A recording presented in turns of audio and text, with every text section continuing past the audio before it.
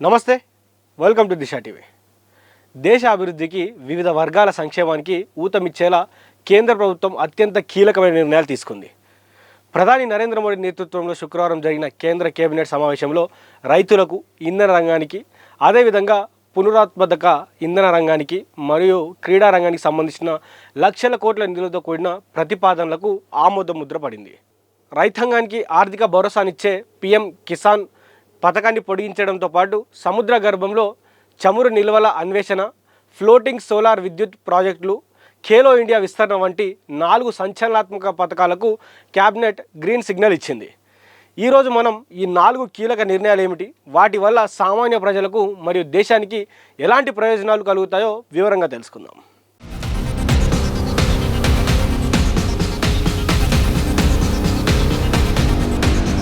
మొదటిది మరియు అత్యంత ముఖ్యమైనది, మన దేశ వెన్నెముక అయినటువంటి రైతులకు అందించే పీఎం కిసాన్ సమ్మాన్ నిధి పథకం.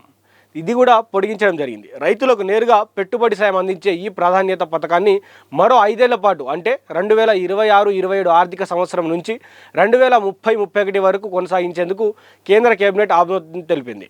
అదేవిధంగా దీనికోసం ప్రభుత్వం అదనంగా ఏకంగా 3,15,000 కోట్ల భారీ నిధులను కేటాయించింది.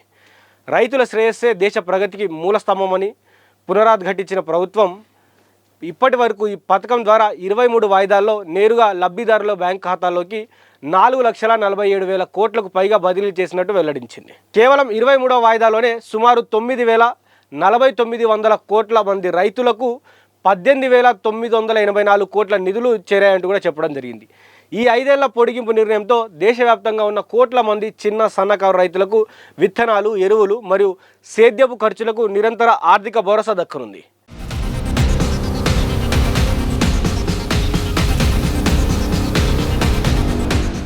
క్యాబినెట్ తీసుకున్న రెండవ కీలక నిర్ణయం భారత శక్తి భద్రత, ఎనర్జీ సెక్యూరిటీ. ఈ దిశగా వేసిన ఒక విప్లవాత్మకమైనటువంటి అడుగు సముద్ర మంథన్, పెట్రోలియం మరియు సహజ వాయువు మంత్రిత్వ శాఖ రూపొందించిన ఈ ప్రతిష్టాత్మక ప్రాజెక్టు కోసం కేంద్ర ప్రభుత్వం దాదాపు 84,084 కోట్ల బడ్జెట్ను కేటాయించింది.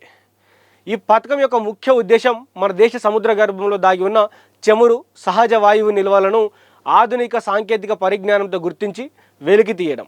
ప్రస్తుతం భారత్ తన క్రూడ్ ఆయిల్ అవసరాల కోసం అధికంగా విదేశీ దిగుమతులపైనే ఆధారపడుతుంది.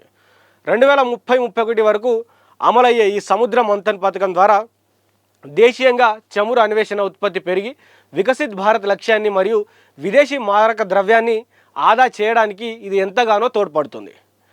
మూడవది హరిత విద్యుత్ రంగానికి ఊతమిచ్చే ప్రధానమంత్రి సూర్య సరోవర్ యోజన, ఏదైతే PMSSY. నీటి జలాశయాలు, అదేవిధంగా చెరువులపై తేలియాడే solar panels, floating solar PV అంటారు. సో దీని ద్వారా విద్యుత్ ఉత్పత్తిని పెంచడమే ఈ పథకం యొక్క అసలు లక్ష్యం. వచ్చే 5 ఏళ్లకు సోలార్ సామర్థ్యాన్ని 5,000 మెగావాట్లకు పెంచడానికి క్యాబినెట్ 5,070 కోట్ల నిధులను విడుదల చేసింది. ప్రస్తుతం మన దేశంలో కేవలం 700 మెగావాట్ల ఫ్లోటింగ్ సోలార్ విద్యుత్ మాత్రమే ఉత్పత్తి అవుతుండగా కొత్త పథకంతో ఇది ఏకంగా 7 రెట్లు పెరుగుతుంది.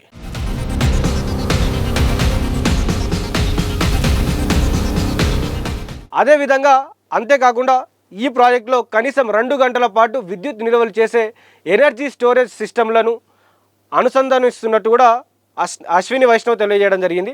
అదేవిధంగా దీనివల్ల పీక్ అవర్స్లో విద్యుత్ వాడకం ఎక్కువ ఉన్నటువంటి సమయంలో రాష్ట్రాలు ఎలాంటి విద్యుత్ కోతలు లేకుండా సులభంగా గ్రిడ్ డిమాండ్ను మేనేజ్ చేయగలవు. భవిష్యత్ అవసరాలకు మరియు పర్యావరణ పరిరక్షణకు ఇదొక అద్భుతమైన మార్గం. ఇక 4వ కీలక నిర్ణయం దేశంలో క్రీడా సంస్కృతిని పెంపొందించడం మరియు అంతర్జాతీయ వేదికలపై భారతీయ అథ్లెట్లను విజేతలుగా తీర్చిదిద్దడం.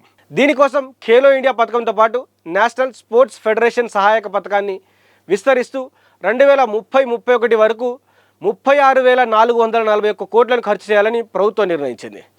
స్వాతంత్రం వచ్చిన తర్వాత మన దేశంలో క్రీడల అభివృద్ధి కోసం ప్రభుత్వం ప్రతిపాదించిన అత్యంత భారీ కేటాయింపు ఇదే కావడం విశేషం.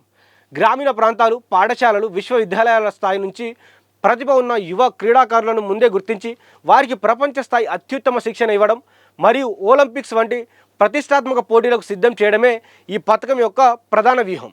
మొత్తానికి కేంద్ర కేబినెట్ తీసుకున్నటువంటి ఈ 4 నిర్ణయాలు ఒకవైపు రైతన్నకు పెట్టుబడి ధైర్యాన్ని ఇస్తుంటే మరోవైపు దేశ ఇంధన అవసరాలను పర్యావరణ లక్ష్యాలను మరియు యువతరం క్రీడా కళలను సాకారం చేసేలా ఉన్నాయి. దేశ ప్రగతి ప్రయాణాన్ని మరింత వేగవంతం చేయడానికి ఈ పథకాలు అమలు తీరు ఎలా ఉండబోతుందో కూడా వేచి చూడాల్సినటువంటి అవసరం ఉంటుంది. సో ఈ పథకాల వల్ల దేశంలో ఉన్నటువంటి యువత కావచ్చు, రైతులు కావచ్చు, ఎంత మేరకు దీనివల్ల ఉద్యోగాలు కావచ్చు, లేకపోతే వివిధ రకాలైనటువంటి సంపదలు సృష్టించగలుగుతూ కూడా వేచి చూడాల్సిందే. చూస్తూనే ఉండండి దిశ టీవీ.